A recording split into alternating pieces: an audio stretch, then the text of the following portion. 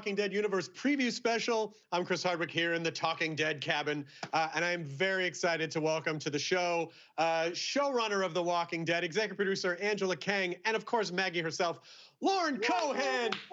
They are joining us in the cabin from their respective homes. You know, I asked Lenny earlier, and I'm really curious to hear what you think too, as someone who's been on the show for so many years.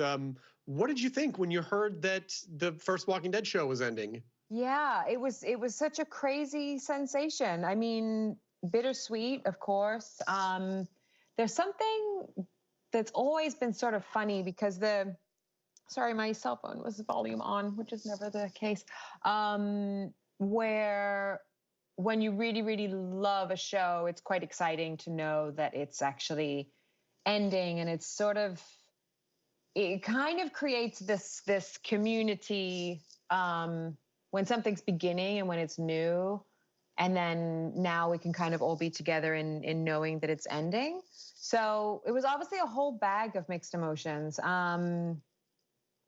There's a lot of English series that I obviously half my life grew up on that had really short runs. And I always remember thinking, wow, American series, they go on for a really long time. So part of me was like, cool, we're having this actual end date to this massive show. And then Angela and I talked about this, but it was just funny because the show's ending, but we still have 2 calendar years worth of stuff to film. So it's not really going to feel real to really anybody yet. But yeah, so check in with me in like 19 months and bring a box of tissues. But now I'm in such like geared up, excited to film. So Angela, we still do have a lot to look forward to, like Maggie's return to the show, for example. So what kind of ripple effect will Maggie's return have story-wise?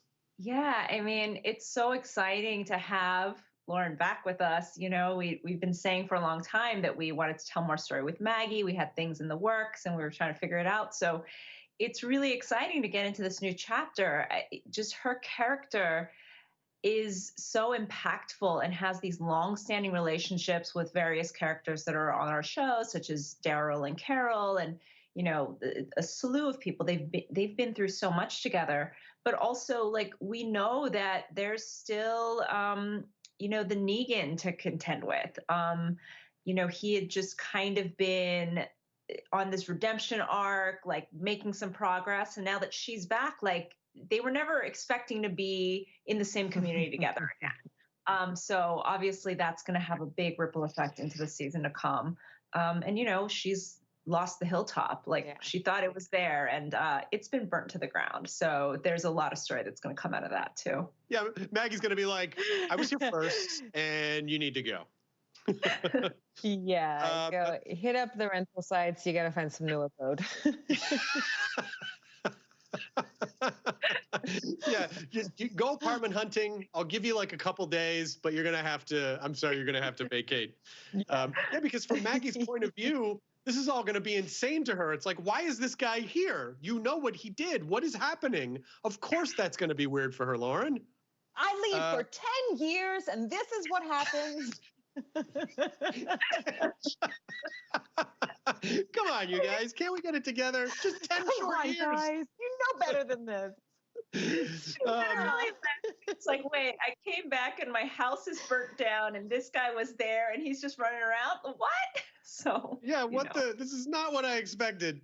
But on that tip, just because of the way that everything's kind of reformatted, Angela, in terms of season 11 being 24 episodes and the coming up, but then season 10 having this bonus 6 episodes. So what fans are going to see at the end of the Whisperer War coming up is not technically the end of season 10. You're doing an extended 6 episodes. So what are fans going to get in that extended 6 eps of season 10? Yeah, I mean, we're going to deal with some of the aftermath of this Whisperer War. And obviously Maggie's back and she has this mysterious companion in a metal mask. And like, who is that? And what does that mean? And, where do they come from? So we kind of start the story from there and we keep going. the episodes are all designed to be filmed safely during this pandemic we're in, and so they're really it's there's sort of almost like an anthological feel to some of them. They're really really deep dives into some of our characters, which I hope people will really enjoy. Like certainly, we've been enjoying kind of working on something that is a little bit different from what we were doing in the main part of season 10. And we just get to feature different people and just tell these little stories that all kind of add up to like a picture of what our survivors are going through. And that will lead us into season 11 eventually. Well, yeah, and that's just like as we're watching the universe expand, we are getting all these stories. You know, when the series first started, we were just surrounded, we just were focusing on this one small group of survivors. And then as fans wondering like, well, what is the rest of the world? And now all these different pieces are coming together. And I know Scott Gimple was unable to join us tonight, but he wanted to tease one of the spinoffs that got announced recently, which was Tales of the Walking Dead. And so he sent a message that I'm going to read on my nondescript internet pad device. So Scott says, we've been playing with the Tales of format for nearly 3 years now, tweaking in all sorts of directions. It's been an incredible fun challenge. Yes, there are going to be stories told with old favorites. There are also going to be stories with brand new characters. These stories are from all over the Walking Dead timeline and all over the Walking Dead universe. We may be doing different formats and that possibly utilize animation, music, different mediums, and we want to surprise people every week with what they will be getting. Before we go to break, Lauren, is there any character that you would love to see featured on Tales of the Walking Dead? Is there a character you wanted to learn more about or a storyline that you hope that they're able to deep dive into? Yeah. Two of the, I know we've done a little bit of exploring into Alpha's backstory. And that was actually my first gut reaction when I have thought about, the spin-off universe and who would be interesting. But then I realized the spin-off that I would really like to see is Father Gabriel. Oh, wow. I think Seth is just one of my favorite actors and one of my favorite people. And he's so surprising, and his spirit is just so awesome. I know he could do just take you on a really long road, and that it would be very, very cool. So, I think that would be, I'm not reneging on my Alpha spinoff. It's called Alpha Meets the Father. Alpha goes to Dad. There you go. You've just sold a Walking Dead show, Lauren. You've just sold a Walking Dead show in the previous special. We're going to take a quick break. Coming up, we have an exclusive sneak peek of next week's episode of The Walking Dead. But first, if you can't wait till Sunday for the Big Whisperer Showdown, you can watch it ad-free, streaming October 1st with AMC Plus.